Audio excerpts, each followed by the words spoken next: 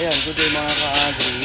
So today, gagawin ko lang ng short video yung pag-i-start natin ng ating diesel cultivating tiller. Actually, meron na tayo na i-post dito sa YouTube niyan. Kaya lang yun, medyo mahaba. So ito, kung paano lang siya i-operate mismo. So pakita natin yung unit natin. 12 horsepower Wayma diesel cultivating tiller. So pakita natin kung paano lang siya i-start. Very fast lang, quick lang. So ayan, prior to starting, dapat bago ka mag-start, ito po yung pinaka-safety switch niya. So engine stop to, kill switch ng engine. So bago mo siya i-start, dapat ito po ay naka-lock. So secured siya. Okay, and then ito naman yung accelerator. So adjust nyo lang siya para bago i-start. Okay, and then so ito yung sa fuel niya. So dapat yan po ay nakababang ganyan. So tama na po siya. So tapos yung pag-i-start niyan, so ito po yung pinaka-choke niya. So bago i-start yan, dapat hindi na siya tumatayo, no? So permis lang siya nakaganyan. And then ito, ayan, medyo may laban na siya. Dapat medyo may laban na siya bago mo siya i-start. Okay, yan. Ayan po, makita nyo, medyo mahigpit na. So sige, start natin siya. So pakita lang natin kung paano start, okay? So pag hinatak nyo, dapat may konting puwersa. And then pag nag-start na siya, dapat alalayan nyo. Huwag nyo bitawan yung tali. Okay? Okay. Dapat may konting puwersa. Ayan, ito pong unit natin na to. Makita nyo, meron siyang Primera, Segunda. Ito pong zero, yan yung neutral niya. And then, yan na rin yung pinaka-reverse niya. So pag magre-reverse ka, dapat zero. Ayan, forward muna tayo. So pag forward mo siya, ang una mong gagawin, ipindutin mo itong clutch na to sa kaliwa. And then 0 or 1 yung ilalagay siya. Okay?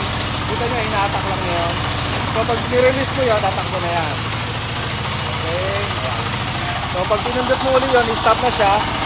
0 ka na ngayon. 0. Press mo itong kaliwang clutch. Release mo yung sa...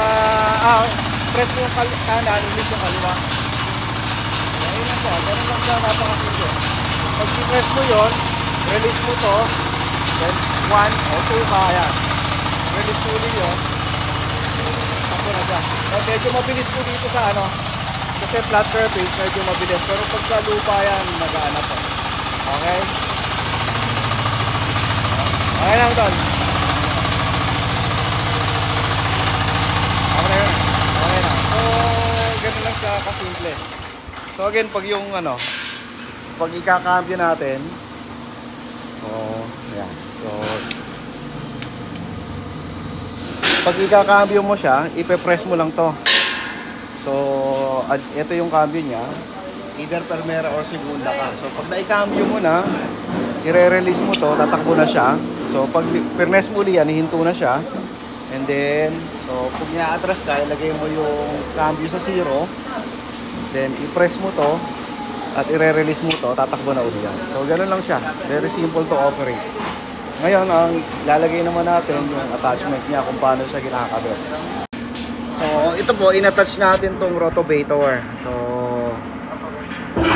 yan po yung rotovator niya. Okay.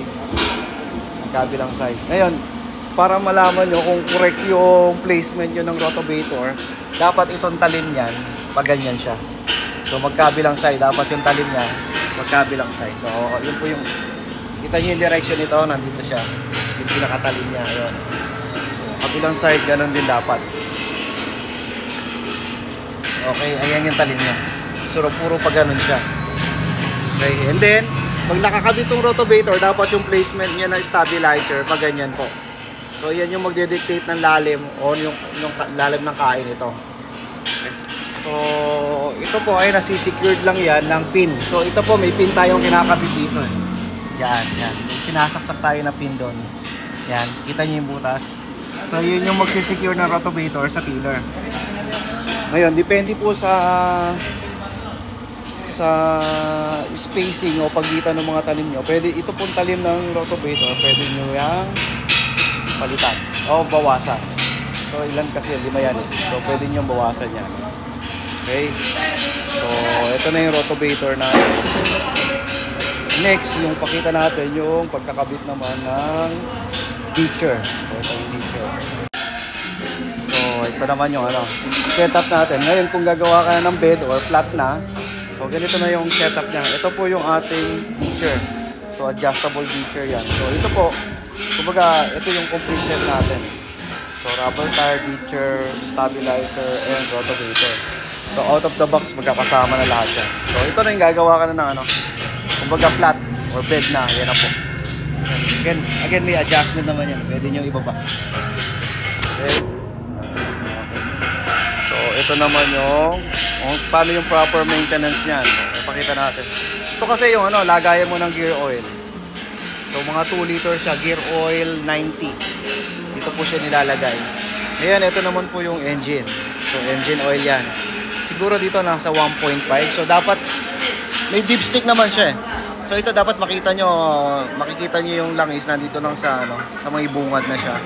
So, hindi naman pwede sumobra kasi katapo naman siya.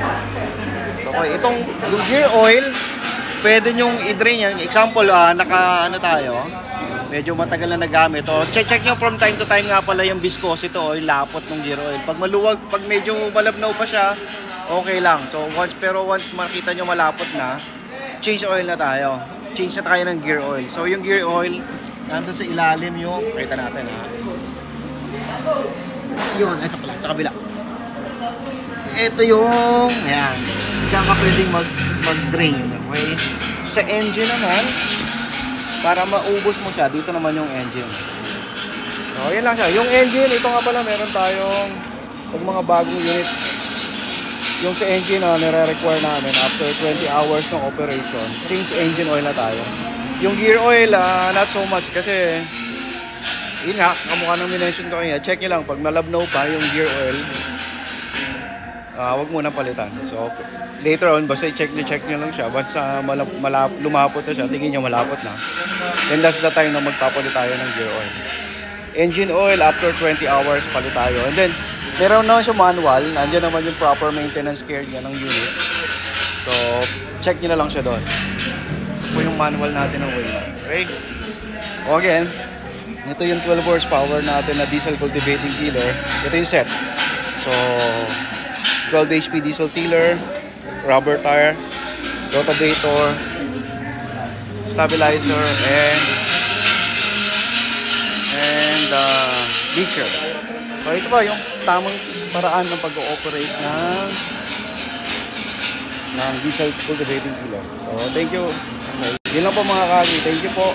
So, hopefully makatulong sa inyo to sa pag-ooperate na diesel tiller, especially sa mga bago na gagamit ng itong product natin. So, maraming salamat po. Good day po sa inyo lahat and God bless.